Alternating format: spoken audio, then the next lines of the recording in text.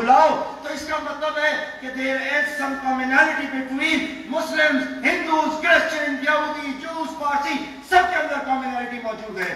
اگر کامنالٹی موجود ہے تو وہ بریلی میں بھی ہے, دیوبندی میں بھی ہے, اہل تشیع میں سے بھی ہے, سب میں وہ چیز, وہ صلاحیت سب میں موجود ہے. وہ چیز ہم دیکھنا چاہتے تھے, وہ چیز ہم آپ کو بتانا چاہتے تھے کہ کوئی ڈفرنس ہم لوگوں میں نہیں ہے, کوئی مائنورٹی کا معاملہ نہیں ہے, کسی قسم کا کوئی ایشو نہیں ہے. یہ آپ کو بتانا اس لیے ضروری ہے کیونکہ ہم میں سے ایک شخص جو یہاں پہ بیٹھا ہوا ہے, میں بڑے وثوق سے کہہ سکتا ہوں کہ وہ انفلوئنشل انسان ہے.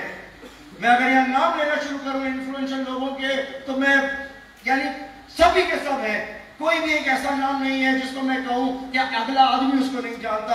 آپ سب سے اگلے واقف ہیں. جب یہ بات, یہ پیغام آپ جا کے آگے دیں گے تو یہ سوچ بہت تیزی سے بڑھے گی. اور اس کا ادراک مجھے تب ہوا جب ہم نے پچھلی دفعہ کانفرنس کری. لاسٹ ٹائم جب ہم نے یہ کانفرنس کری تو ہم نے صرف اور صرف فوکس کیا تھا حیدرآباد کو. ہم نے فوکس کیا صرف حیدرآباد کو کہ حیدرآباد کے دوست آئیں اور یہ پیغام اپنے دوستوں میں پھیلائیں. لیکن جب ہم نے اس کانفرنس کو سٹارٹ کیا تو میں نے اپنی کور کمیٹی سے ایک بات کہی اور وہ یہ تھی کہ ہم اس کانفرنس کے ذریعے پورے سندھ میں پیغام دینا چاہتے ہیں. ہم چاہتے ہیں کہ سندھ کے کونے کونے تک یہ پیغام جائے. اور میں شکر گزار ہوں ان تمام لوگوں کا جو دور دور سے یہاں چل کے آئے. آمنہ قرائی یہاں پر بیٹھی ہے, یہاں پر ٹنڈو آدم سے آئے ہوئے, سانگر سے آئے ہوئے, ہمارے سردار جی کوئٹہ سے چلتے ہوئے آئے تاکہ یہ پیغام لوگوں سے اور چلا جائے. یہ پنجاب سے دوست یہاں پر موجود ہے تو یہ ہم سندھ سے آ رہے تھے مگر الحمدللہ یہ پورے پاکستان میں پیغام گیا ہے. میں زیادہ بات کرنا نہیں چاہتا لیکن اس کانفرنس کی سب سے بنیادی وجہ یہ ہے کہ ایک طرف ایف اے ٹی ایف والے بیٹھے ہوئے, ایک طرف یہ ایف اے ٹی ایف والے بیٹھے ہوئے ہمارے کو نیلا پیلا کالا کرنے کے لیے, دوسری طرف امریکہ ایک لسٹ جاری کرتا ہے جس کے اندر نان مسلمز کو یہ کہتا ہے کہ یہ یہاں پر مسلمانوں کے لیے رہنے کے لیے یا نان مسلمز کے لیے یہ جگہ سیف نہیں ہے. اس سٹیج کے ذریعے ہم یہ پیغام دینا چاہتے تھے کہ ایسا نہیں ہے. اور میں سوال پوچھتا ہوں پیچھے مڑ کے, کیا ایسا ہے کہ آپ لوگ یہاں مطمئن نہیں؟ کیا کسی کو کوئی پریشانی یا تکلیف یہاں ہے؟ کیا سکھ کو کسی نے روک کے پوچھا ہے کہ تم یہ ایسے کپڑے کیوں پہنتے ہو؟ کیا کسی فادر سے کسی نے سوال کیا ہے؟ تو آپ کو یقیناً جواب ملے گا نہیں. کسی عالم کو کبھی کسی نے پکڑ کے کوئی بات نہیں کہی.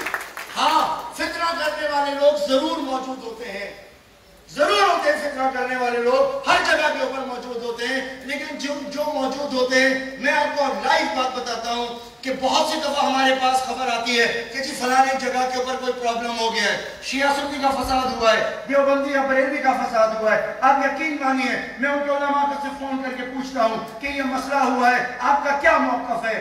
آگے سے وہ جواب دیتے ہیں ہمارا اس شخص سے کوئی تعلق نہیں ہے. وہ کہتے ہیں ہمارا کوئی تعلق نہیں ہے, اس کو وہ سزا دو جو قانون پاکستان نے اس کے لیے تجویز کی ہے. یہ ہے وہ بڑا فن, یہ ہے وہ بات جو ہمیں ثابت کرتی ہے کہ ہم پاکستان کے آئین کے اوپر فل اعتماد کرتے ہیں. ہم پاکستان کے آئین کے اوپر مکمل اعتماد کرتے ہیں. آئین کی شک نمبر 2 کے اوپر پورا اعتماد کرتے ہیں کہ اسلام ہمارے ملک کا ریلیجن ہوگا. یہ بہت بڑی بات ہے کیونکہ ان کے بڑوں نے ان کو یہ بات بتائی ہے, تاریخ نے یہ بات بتائی ہے کہ مسلمان جو 1400 سال جن کو آئے ہوئے ہیں, 1400 سال میں سے 1300 سال سپر پاور کی طرح مسلمانوں نے حکومت کی ہے. مجھے بتاؤ کون سا ایسا واقعہ ہے دنیا میں جو ان دونوں کے کبھی کوئی اختلاف ہوئی ہو؟ پورے یورپ نے اگر پڑھائی کی ہے, اگر پورا یورپ پڑھا ہے تو وہ آ کے بغداد میں پڑھا ہے, وہ آ کے اسپین میں پڑھا ہے. آج پوری کی پوری بنیاد مسلمانوں کی رکھی ہوئی ہے. دنیا ڈارک ایجز میں گھوم رہی تھی مگر مسلمان علم کی روشنی پھیلا رہا تھا.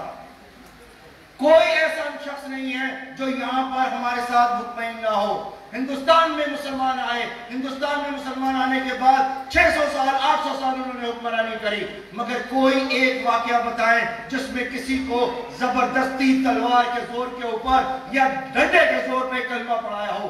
اگر یہ ہوتا تو آج ہندوستان میں ایک بھی ہندو نہ ہوتا. نعرہ تکبیر! ٹولرنس تھی اسلام میں, لکم دینکم ولی دین کا حکم ہے.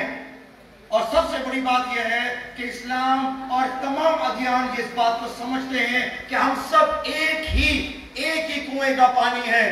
ہم سب کی نسل جا کے حضرت آدم سے ملتی ہے. ہم سب حضرت ابراہیم کے دیے ہوئے دین کٹ شاخوں سے بٹے ہوئے ہیں. آپ اس وقت میں کچھ دن پہلے جب اپنے سکھ بھائیوں کے پاس گیا، ان کا بہت ہی شاندار گردوارہ، اس گردوارے میں نے وہاں پہ جب عصر کی نماز کا ٹائم تھا، میں نے ان سے کہا میں نماز پڑھ کے آتا ہوں. خدا کی قسم مجھے انہوں نے اپنی الماری میں سے جانماز نکال کے دی اور میں نے گردوارے میں نماز پڑھی. مسلمانوں کے گھر میں جانماز نہیں ملتی. میں نے ان سے ریکویسٹ کری اگر کوئی مجھے اجرت دے دے میں نماز پڑھ لوں. مجھے جانماز دی گئی.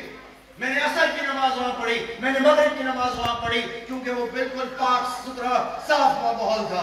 وہاں پر گردوارے میں بیٹھے کچھ لوگ کھانا کھا رہے تھے. میں نے ان سے سوال پوچھا یہ کون ہے؟ جواب ملا سارے مسلمان ہیں. کہنے لگے ہم کبھی کسی سے نہیں پوچھتے تم کس مذہب کے ہو، کس مسلک کے ہو. نعرہ تکبیر. پاکستان نے ان کو دیا تو یہ پاکستان کو دے رہے ہیں نا. میری بشپ صاحب سے ملاقات ہوئی، کریم جان صاحب سے.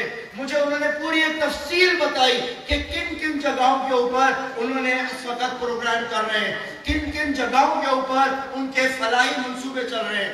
اور انہوں نے کہا ہم نے کبھی کسی سے نہیں پوچھا کون مسلمان ہے، کون کرسچن ہے، کون ہندو ہے. ہم کھل کے کام کر رہے ہیں. جماعت الدعوہ کے دوست یہاں بیٹھے، انہوں نے اتنا بڑا نیٹ ورک خیر میں بنایا ہے، اتنا بڑا بنایا ہے. مگر میں ان سے پوچھتا ہوں وہاں پہ تو آبادی بھی کم ہے. کہتے ہیں ہم اللہ کے لیے کر رہے ہیں، ہم پاکستان میں رہنے والے لوگوں کے لیے کر رہے ہیں. ہمیں اس سے تعلق نہیں، ان کا مذہب کیا ہے. پاکستان یہ چیز کس ملک میں دیکھنے کو ملتی ہے؟ وہ جو فرانس اپنے آپ کو کہہ رہا ہے، کیا فرانس میں یہ چیز دیکھنے کو مل رہی ہے؟ کیا ڈنمارک میں یہ دیکھنے کو مل رہی ہے؟ کیا امریکہ میں دیکھنے کو مل رہی ہے؟ نہیں مل رہی. سب چھوڑیں، کیا ہندوستان میں ہمیں دیکھنے کو یہ چیز ملتی ہے؟ ہم پاکستانی اپنے قانون پہ، اپنے آئین پہ اور اپنی پاک فوج پہ اور اپنے حکمرانوں کے اوپر اتنے مطمئن ہیں کہ ہم لوگوں نے کھل کے اپنا بارڈر کھولا. آؤ عبادت کرو، چائے پیو اور واپس جاؤ.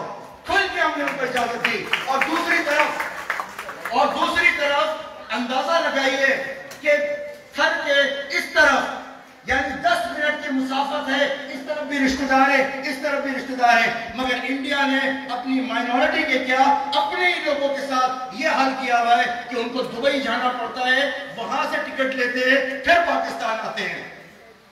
یہ ہے وہ ظالم لوگ جن کو پتہ ہی نہیں ہے کہ ان کے کون ہیں.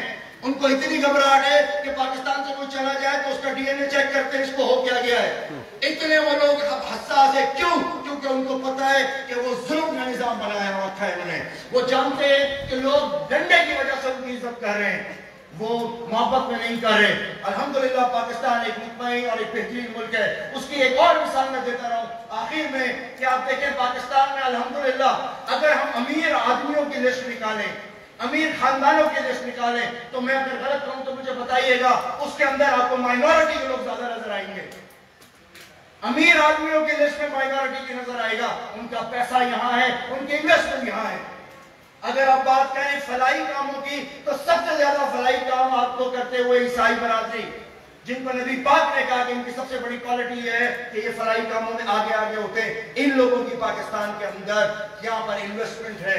پاکستان کے ساتھ وہ سچے ہیں، پاکستان کے ساتھ وہ چلتے ہیں. میں صرف اور صرف ایک مقصد تھا ہمارا ICIH کا، جہاں ہمارا مقصد یہ ہے اور یہ بتانا، ایڈوکیٹ کرنا اس بات کو کہ ہر مسائل کا حل اگر کسی چیز میں ہے تو وہ اللہ اور اس کے نظام، اس کے رسول کو جو دیا ہوا نظام ہے اس میں ہے. اگر کوئی بھلائی کی چیز ہے تو اس دین میں ہے. کیونکہ خدا کی قسم اگر دین کے اندر اگر نظام یہاں پر چل رہا ہو تو میں دیکھتا ہوں کیسے کنورژن ہوتی ہے زبردستی بنیاد پر، کیسے فورس میرج ہوتی ہے. مگر میں موجودہ دنیا کے ساتھ کچھ نہیں کہہ سکتا. جب فورس کنورژن ہوتی ہے، جب کوئی چھوٹی بچی شادی کر لیتی ہے کسی سے، ہم اس کو واپس نہیں دلا سکتے. میں وکیل ہوں، نہیں دلا سکتا. کیوں؟ کیونکہ اگر کسی سید کی بیٹی بھی بھاگ کے شادی کر لے، کسی دوسرے کی بھی بھاگ کے شادی کر لے، ہم وہ بھی واپس نہیں لے سکتے. کیونکہ انگریز کا بنایا ہوا قانون ہے، انگریز کا بنایا ہوا قانون ہے اور قانون اجازت دیتا ہے یہ کرنے کا. ہم نہیں کر سکتے یہ کام. مگر اگر اسلامی نظام، اسلامی حکومت، اسلامی قاضی ہو، اسلام کے طریقے سے بات کر رہا ہو، عورتوں کو وہ حقوق ملیں گے جو اللہ تعالیٰ نے دیے. اسلام نے عورتوں کو جو حقوق دیے ہیں اس کی اگر میں تفصیل بتانا شروع کروں تو وہ حیران کن ہے. وہ ایسے ہیں کہ جس سے عورت سکون میں آتی ہے. मर्दों के हुकूक, गैर मुस्लिमों के हुकूक अगर आप देखो, क्या इससे बड़ी बात कम है कि अगर कोई मुसलमान किसी गैर मुस्लिम को कत्ल कर दे तो उसको भी कत्ल किया जाएगा? कोई तफरीक नहीं है। नॉन मुस्लिम को हजरत अबू बकर के दौर में किसी को एक डंडा मारा, हजरत अबू बकर ने गवर्नर को बुला के सबके सामने मस्जिद में उसको डंडा लगवाया। ये हमारा मुल्क है, ये हमारे लोग हैं, हम सब मुतमईन हैं। हम इस चीज के जरिए पूरी दुनिया को ये मैसेज देना चाहते हैं, पूरी दुनिया को मैसेज देना चाहते हैं कि पाकिस्तान को छेड़ो मत, क्योंकि हम इराक नहीं है, हम अफगानिस्तान नहीं है, हम पाकिस्तान हैं, हम पाकिस्तान हैं और एक बच्चा पाकिस्तान है। अगर इसमें एक भी आदमी, कभी ऐसा नहीं होगा कि इंडिया का क्रिकेट मैच हो, इंडिया का क्रिकेट मैच हो रहा हो तो कोई हमारे हिंदू बरादरी का इंडिया पे सब पैसा लगा रहा हो या इंडिया की बात कर रहा हो, कभी नहीं होता। वो हमेशा पाकिस्तान की बात करता है और पाकिस्तान ही की बात चलती है। और ये सब इंतजारात इनको ये चेक करना कि इनके अंदर कोई चीज है, वो बहुत बड़ी हमाकत होगी। हमारे में गद्दार पैदा हो सकेंगे, इनमें कभी गद्दार नहीं होंगे। ये मैसेज क्लियर कर हम दुनिया को देना चाहते हैं। क्या आज की इस कॉन्फ्रेंस से हम ये मैसेज देने में कामयाब होंगे या हुए? बिल्कुल। और मैं इससे पहले किसी और को कहूँ, मैं यहाँ पे दावत दूंगा अपने उस्ताद मोहतरम को, हमारे खानदान के बड़े हैदराबाद के बहुत जाने पहचाने नाम कर्नल समीउल्लाह खान साहब को, कि वो आए और वो आके अपना इस आज की कॉन्फ्रेंस पर रख डालें। बहुत शुक्रिया। अस्सलाम वालेकुम।